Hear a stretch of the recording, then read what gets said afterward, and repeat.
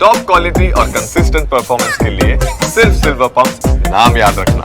Professor साहब अब समझाइए, अब ये बात बताइए कि आखिर किस तरीके से इसको एनालाइज किया जाता है। एक बात वाकई बहुत फैक्ट चौंकाने वाला है कि आप 16 बार सनराइज सनसेट देख रहे हैं और यहाँ धरती में एक बार ऐसे आप देख रहे हैं, प्लस आपकी आईज जिस तरीके से ऑपरेट कर रही हैं उनकी फंक्शनिंग कितनी ज्यादा इस वजह से इफेक्ट होनी शुरू हो जाती है।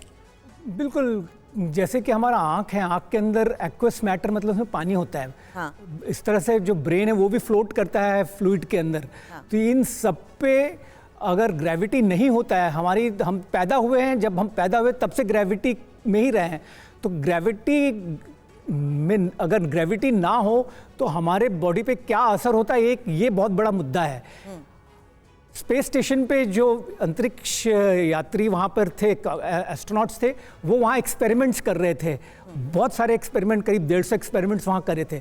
लेकिन एक बहुत बड़ी बात यह है कि ये खुद एक एक्सपेरिमेंट के पात्र हैं। They are subjects of experimental study, क्योंकि जब वो वापस आते हैं उनका क्या रिकवरी पैटर्न होता है, उनमें क्या क्या खामियां आती हैं। जैसे कि पहले मैंने बताया था कि उनकी bone density, muscle atrophy, cardiovascular, blood circulation issues, वो किस तरह से बिहेव करते हैं। इस तरह की बहुत सारी चीज़, बेबी फीट और भी बहुत सारे हैं। तो जब वो आएंगे तो हम साल भर उनकी स्टडी होगी, जो लोग वहाँ पर, क्योंकि ऐसे सब्जेक्ट्स हमें मिलेंगे नहीं जो 9-9 महीने 10-10 महीने वहाँ पे स्पेस में रहे हैं।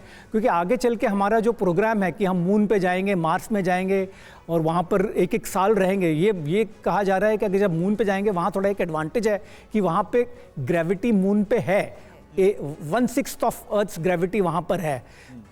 तो ये स्टडीज़ हमारे आगे मिशन प्लानिंग में और उसमें काम आएंगी।